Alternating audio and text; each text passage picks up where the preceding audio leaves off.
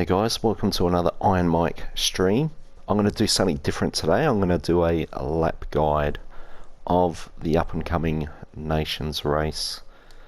So we'll just head over to it.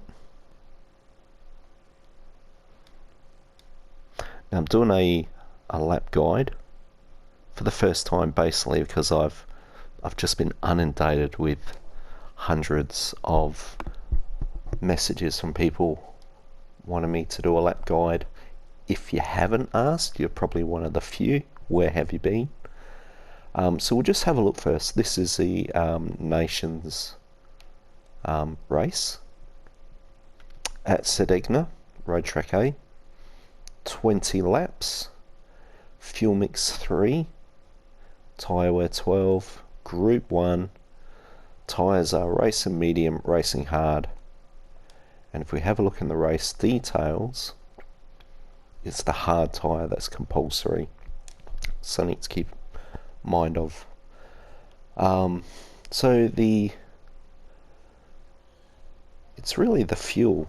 I've tried a few cars, and it's the fuel that is the interesting one. Even a conservative car that's good on fuel is probably just a bit shy of 20 laps. So looks like pitting is going to be a definite on the cards. I can't see anyone using the hard tyre and fuel saving and making it to the end. It is possible, but being competitive, no. So you have to pit anyway. Having said that, if you're going to use a car that isn't good on fuel, you'll spend more time in the pits refueling. So I just wanted to go over which car to choose. You know, it's a Nations race, so you can choose any Group 1 car. Which car to choose? People have different points of view. Foolishly enough, some people might pick a car because it looks good. Some people will pick a car because it handles well, or it's good on fuel, or it's nice on tyres, or just that they're familiar with it. So apart from the looking good car, they're all valid reasons, but to get the most out of your race, you need to maybe look at a few points.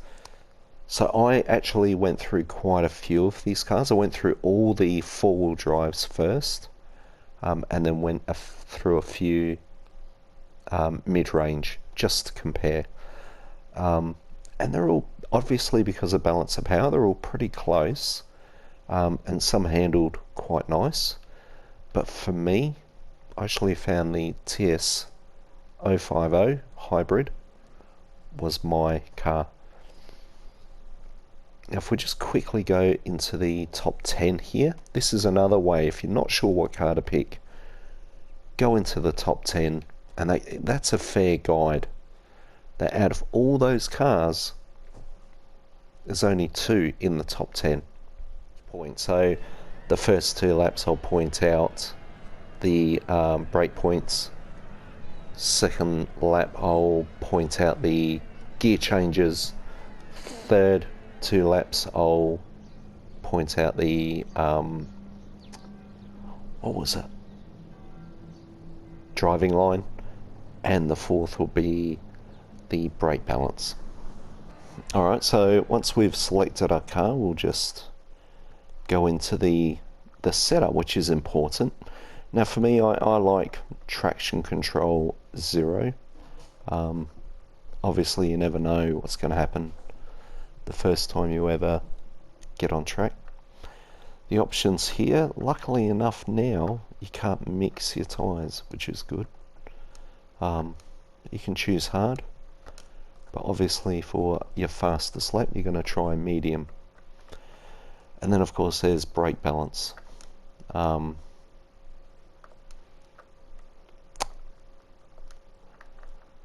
normally what I would do is, if I'm going lap after lap trying to work out my fastest time, I might actually start on +3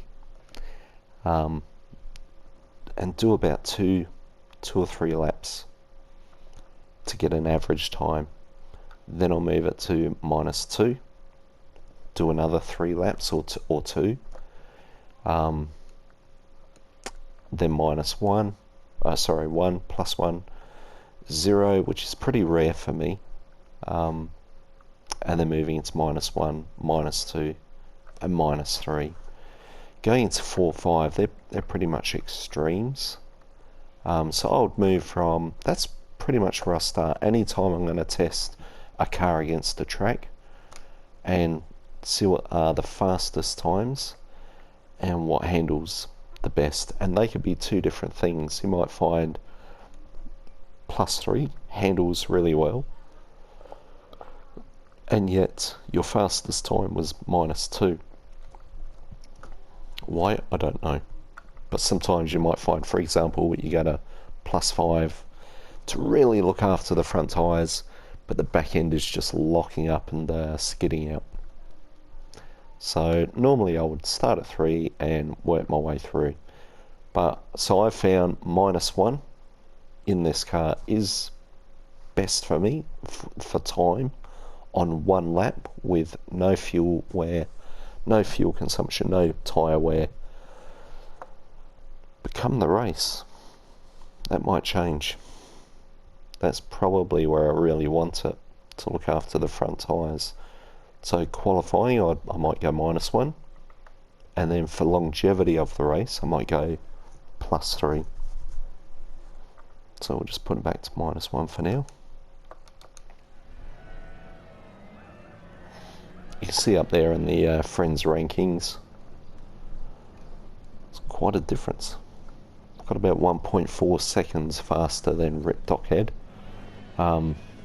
They're all sitting around 29, 30. These are the guys that want to know how I'm getting so fast. I don't know. It's just a gift, I guess. That will be edited. Anyway.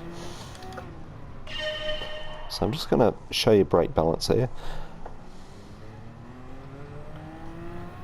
So here we go. So those yellow markers, this is the brake points I'm going to point out. That's not really a brake point, it's a turning point. So I'm looking for about the 150 to 100. Down a second. Smoothly accelerate out. Now I've got cones set up. They're really helpful, those 2 cones there. Down a third. Just brake at that other single cone in second, accelerate out. Now at the 50 board, or just after it, down a second. Find your line and begin to accelerate out.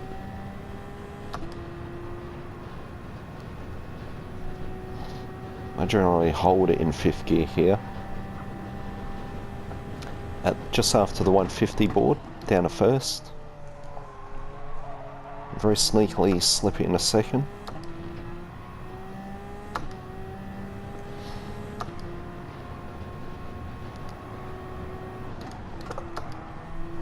Just went a bit too far with those gears there.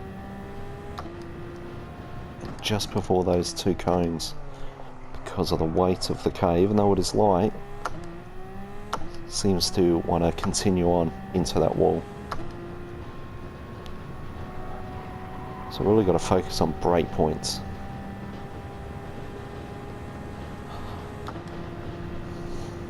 So again, just after the 150.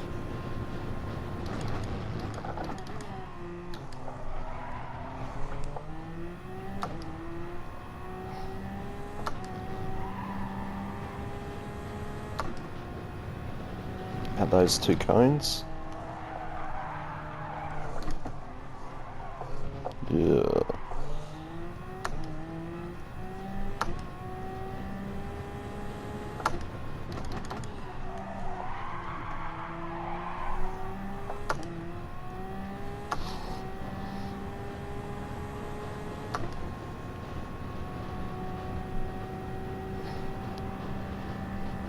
And then again just after 150.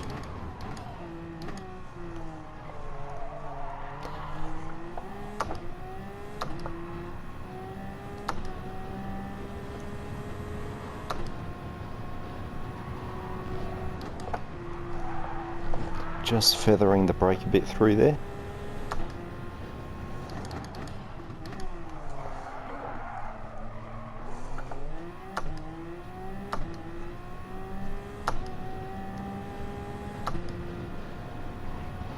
Bit shallow.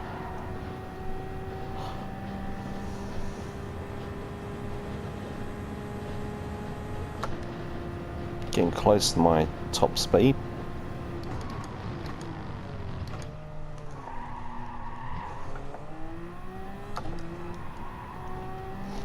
So that was 2 laps. So the next bit was gear changes.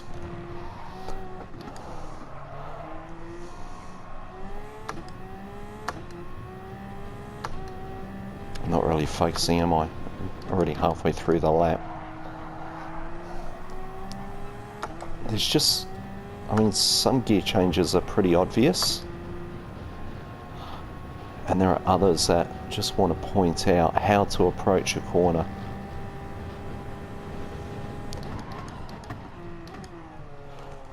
Now I've seen people starting to brake on the 100 board. This is the key point up here. Getting wide, coming in just as you turn the corner, gear down.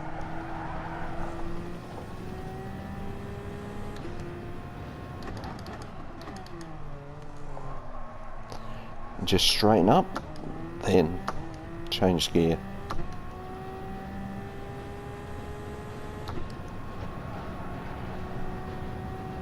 Now this gear here, I let it get up to about 295.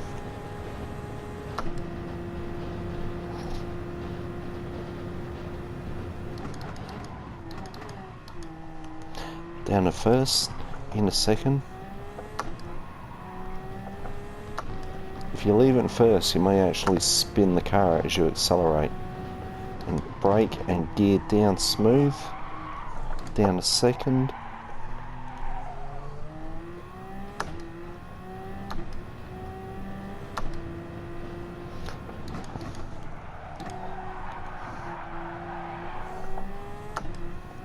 In a second around that corner. It's tempting to leave it in third, but it seems to oversteer. So gearing down just helps brake.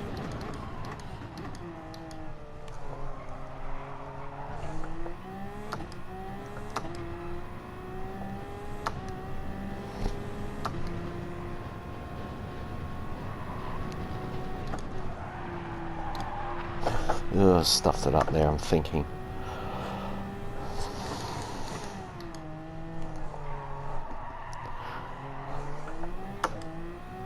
Right, and finally driving line.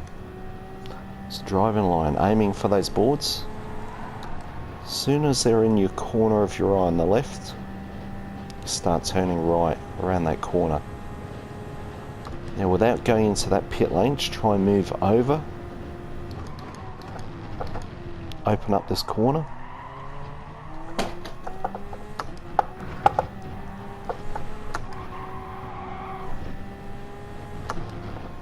Try and get this smooth. Nice smooth arc. Try and get out wide to make this next corner.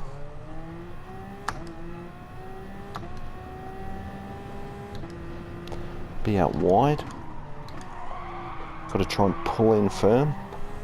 So then you've got an open exit.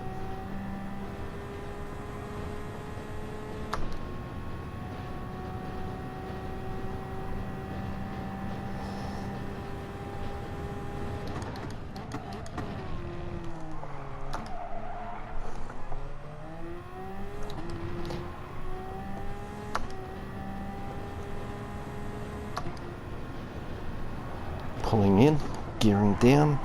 Looking for that fence line. Braking early.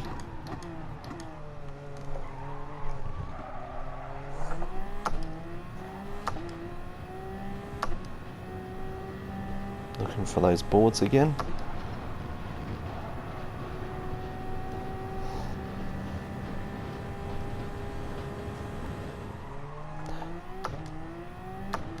Alright, so one more time I'm going to see what I can do.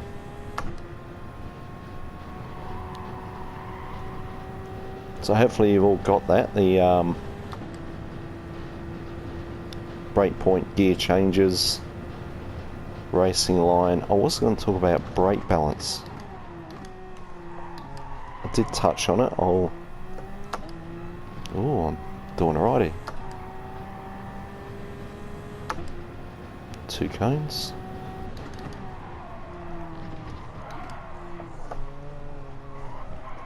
Smooth as I can.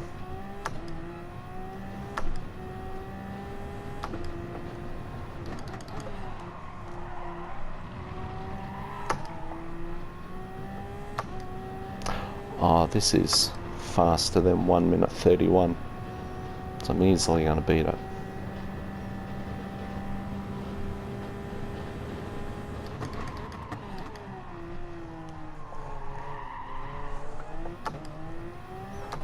So very carefully accelerate in first and kick in the second. Nice and smooth around here, and then gear down as soon as you're around that corner. Bit of wheel spin. Good acceleration. And I broke just before the cones there. Just made the corner nicely. Turn at the boards. Those black and yellow corner boards there. Let it get right up to...